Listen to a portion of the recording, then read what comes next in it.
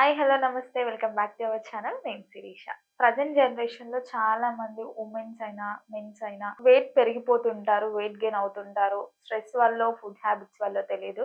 So, ముఖ్యంగా దీని గురించి ఎట్లాంటి ప్రికాషన్స్ తీసుకోవాలి అని చెప్పి ప్రస్తుతం మనతో పాటు ఉన్నారు హోమియోపతి డాక్టర్ తేజస్విని గారు. మేడంతో మాట్లాడి అన్నీ క్లియర్‌గా చెక్ పాయింట్ చేసేద్దాం. Hi madam. నమస్తే. హాయ్ అండి. మనం ముఖ్యంగా ఈ జనరేషన్‌లో అమ్మాయిలు చూసినా, అబ్బాయిలు చూసినా ప్రెజెంట్ మనం అమ్మాయిల గురించి మాట్లాడుకుందాం. వెయిట్ గెయిన్ అయిపోతుంటాం. తిన్నా, తినకపోయినా స్ట్రెస్ వల్లో, జాబ్ స్ట్రెస్ అయినా, ఆ స్ట్రెస్ సో, యాహ్!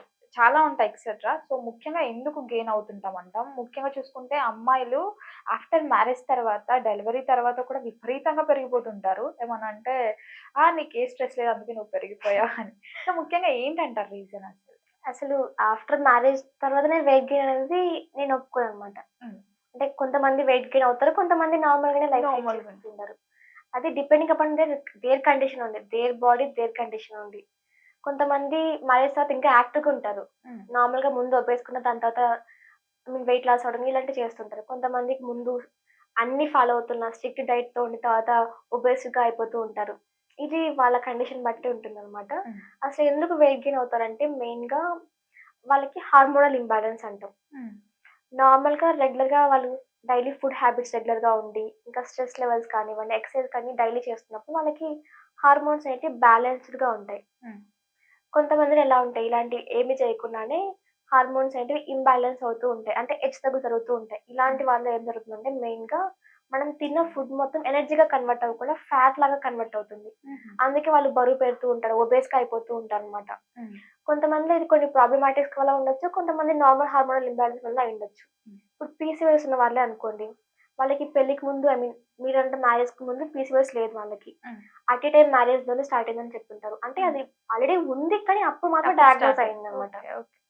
కాబట్టి ఇది అట్ ఏ టైమ్ సడెన్‌గా వచ్చే కండిషన్ ఏది కాదనమాట. లాంగ్ టర్మ్‌గా ఉండడం వల్లనే ఇలాంటివన్నీ వస్తూ ఉంటాయి. హ్మ్. వీళ్ళ పీసీఓఎస్ ఉన్న వాళ్ళు ఏం జరుగుతుంది మెయిన్‌గా, వాళ్ళకి హార్మోన్స్ అనేటివి ఇంబాలెన్స్‌డ్‌గా ఉంటాయి. హ్మ్. ప్రాపర్‌గా ఎగ్ రిలీజ్ అవ్వదు. పీరియడ్ సైకిల్స్ రెగ్యులర్‌గా ఉండవు. ఇర్రెగ్యులర్‌గా వస్తూ ఉంటాయి. హెవీ బ్లీడింగ్ అవుతూ ఉంటుంది వీళ్ళు. వీళ్ళు ఏం జరుగుతుందంటే వాళ్ళు తిన్న ఫుడ్‌ని మొత్తం ఫ్యాట్ లాగా కన్వర్ట్ అవుతుంది. హుహు. హార్మోన్స్ ఇంబాలెన్స్ అవ్వడం వల్ల. వాళ్ళు ఎంత ఫుడ్ డైట్ చేసినప్పటికి కూడా వాళ్ళకి వెయిట్ లాస్ అవ్వరు. కొంచెం తిన్నా కూడా ఒబేస్‌గా అయిపోతూ ఉంటారు. హ్మ్. ఇదొక కండిషన్ అన్నమాట. కొన్ని థైరాయిడ్ ప్రాబ్లమ్స్ ఉన్నాయి. థైరాయిడ్ వల్ల కూడా వాళ్ళు వెయిట్ గెయిన్ అవుతూ ఉంటారు. హ్మ్. హైపోథైరాయిడిజం అంటాం. ఈ కండిషన్‌లో ఏం జరుగుతుంది?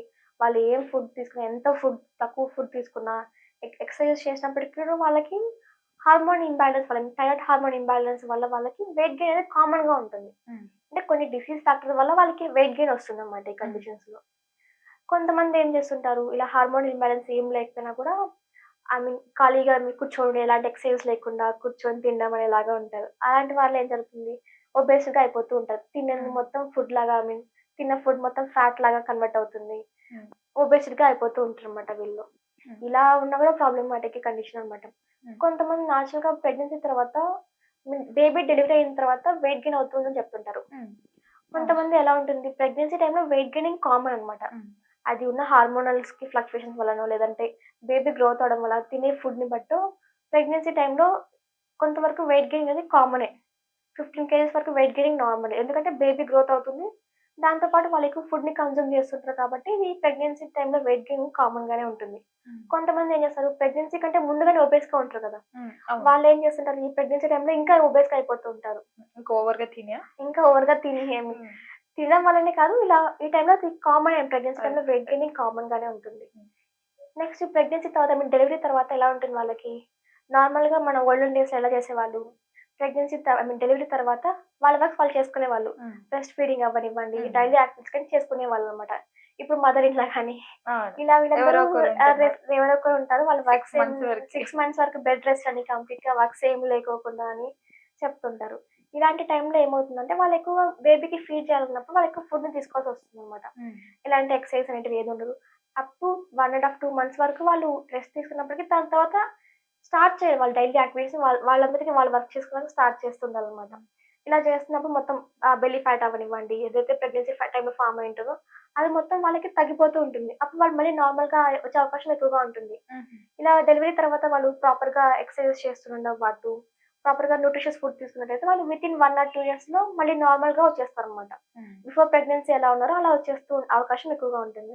కానీ కొంతమందిలో ఎలా ఉంటుంది, ఆ టైంలో ఇంకా బెడ్ రెస్ట్ అని, ఎక్కువ ఫుడ్ అని అలా తీసుకుంటూ ఉండడం వల్ల వాళ్ళకేమవుతుంది, ఇది అలవాటయిపోతుందనమాట. వాళ్ళు ఎలా ఉంటుంది, ఒబేస్ కన్నా ఇంకా ఒబేస్ అవ్వడం, ఇలాంటివి కామన్‌గా ఉంటది వాళ్ళలోని. ఇదొక ఫ్యాక్టర్ అనమాట ఇంగా. ఇంకా వాళ్ళకి స్ట్రెస్ లైఫ్ ఏదైనా ఉన్నట్టయితే, స్ట్రెస్ కూడా మనకు ఒబేస్‌కి కారణం అవుతుందంటే ఖచ్చితంగా కారణం అవుతుంది స్ట్రెస్ లైఫ్ అనేది. స్ట్రెస్ లైఫ్‌లో ఏముంటుందంటే కార్టిసోల్ అనే హార్మోన్ ఎక్కువ అవుతుందనమాట. కార్టిసోల్ హార్మోన్ ఏం చేస్తుంది, మనం తిన్న ఫుడ్ మొత్తం ఫ్యాట్‌గానే మార్చేసే అవకాశం ఎక్కువగా ఉంటుంది. కాబట్టి ఎవరైతే స్ట్రెస్‌లో ఉంటారో వాళ్ళు ఎక్కువ తింటుంటారన్నమాట. వాళ్ళకి తెలియకుండానే ఫుడ్ ఎక్కువ తింటుంటారు వాళ్ళు. అది మోస్ట్‌లీ జంక్ ఫుడ్ ఎక్కువ తింటారు. స్ట్రెస్‌లో ఉన్నప్పుడు కూడా. ఇలా జంక్ ఫుడ్ ఎక్కువ తినడం వల్ల వాళ్ళకి లేని హార్మోనల్ ఇంబాలెన్స్ స్టార్ట్ అవుతుంది. ఇంకా వాళ్ళకి దాంతో పాటు ఒబేస్‌గా మారే అవకాశం కూడా ఎక్కువగా ఉంటుంది. నెక్స్ట్ ఎక్సర్‌సైజ్ అన్నమాట. ల్యాక్ ఆఫ్ ఎక్సర్‌సైజ్ అంటే ప్రాపర్‌గా సపోజ్ ఒక వుమెన్ బిఫోర్ మ్యారేజ్ ఎక్కువగా రెగ్యులర్‌గా డైట్ చేస్తూ, రెగ్యులర్ ఎక్సర్‌సైజ్ చేసేవాళ్ళనుకోండి. ఆఫ్టర్ మ్యారేజ్ ఏముంటుంది, వాళ్ళకి రెస్పాన్సిబిలిటీ పడటం, లేదంటే స్ట్రెస్‌ఫుల్ లైఫ్‌తోనో, లేదంటే ఈటింగ్ హ్యాబిట్స్ మారడం వల్ల, లేట్ నైట్ తినడం వల్ల, లేదంటే ప్రాపర్‌గా స్లీప్ మెయింటైన్ చేయకపోవడం వల్ల, ఇలాంటి అన్ని ఫ్యాక్టర్స్ వల్ల కొంతమంది వెయిట్ గెయిన్ అవుతూ ఉంటారు. కానీ ఆఫ్టర్ మ్యారేజ్ కూడా ఇలాంటివన్నీ చేసినట్టయితే వాళ్ళు వెయిట్ గెయిన్ అయ్యే అవకాశం ఉండదనమాట. కేవలం మ్యారేజ్ పైన మాత్రమే వెయిట్ గెయినింగ్ అనేది అది జస్ట్ ఒక మిత్ మాత్రమే. అది ఖచ్చితంగా మ్యారేజ్ తర్వాత వెయిట్ గెయిన్ అవుతారనేది ఇంపాసిబుల్ అనమాట. వాళ్ళు డైలీ లైఫ్‌ని సరిగ్గా మెయింటైన్ చేయకపోవడం వల్ల మాత్రమే వాళ్ళు ఒబేస్‌గా అయ్యే అవకాశం ఎక్కువగా ఉంటుంది. అది ఆఫ్టర్ మ్యారేజ్ అవ్వనివ్వండి, ఆఫ్టర్ డెలివరీ అవ్వనివ్వండి, ఎలా అయినప్పటికీ కూడా ప్రాపర్ న్యూట్రిషియస్ ఫుడ్ అంటే ఎక్కువ సెరల్స్ ఉండేలాగా, మిల్లెట్స్ అవ్వనివ్వండి, ఫ్రూట్స్ ఏవైతే ఉన్నాయో వెజిటబుల్స్ కానివ్వండి, ఫ్రూట్స్ కానీ, ఇందులో గ్రీన్ లీఫీ వెజిటబుల్స్ కానీ, నార్మల్ వెజిటబుల్స్, క్యారెట్, బీట్రూట్, ఇంకా స్పినాచ్ అవనివ్వండి, iron foods jaggery, dates, walnuts అవనివ్వండి, ఇంకా పంకిన్ సీడ్స్ ఇలాంటివి తీసుకుంటూ ఉండాలి. ఇంకా ఒమేగా 3 ఫుడ్స్ ఏవైతే ఉంటాయో ఇవన్నీ తీసుకుంటూ ఉండాలి. దాంతో పాటు ప్రోటీన్ రిచ్ ఫుడ్. వాళ్ళు వెజిటేరియన్ అయితే పన్నీర్ కానివ్వండి, లేదా సోయా బీన్స్ ఇలా. నాన్ వెజిటేరియన్ అయితే చికెన్, మటన్ ఏవైనా ప్రోటీన్ ఫుడ్ అనమాట. ఇవి తీసుకుంటూ ఉండాలన్నమాట. అంటే ఎక్కువ తీసుకోమని కాదు, ఏదైనా బ్యాలెన్స్‌గానే తీసుకుంటూ ఉండాలి. ఇలా బ్యాలెన్స్‌గా తీసుకుంటూ దాంతో పాటు రెగ్యులర్‌గా ఎక్సర్సైజ్ చేస్తూ ఉండాలి. అంటే ఎక్సర్సైజ్ అంటే జిమ్‌కెళ్ళి చేయాల్సిన అవసరం లేదు. డైలీ వర్క్స్ చేసుకొని సరిపోతుందన్నమాట. ముఖ్యంగా మేడం ఈ వెయిట్ లాస్ గురించి చూసుకుంటే, వెయిట్ లాస్ గురించి రైస్ అవాయిడ్ చేయాలి. రైస్ బదులు ఈ పుల్కాస్ కానీ, చపాతీస్ కానీ తినాలంటారు. అసలు ఎంతవరకు కరెక్ట్ అంటారు? 2 ఒకటే అండి. గ్లైసెమిక్ ఇండెక్స్ రెండిటికి సేమ్ గానే ఉంటుంది.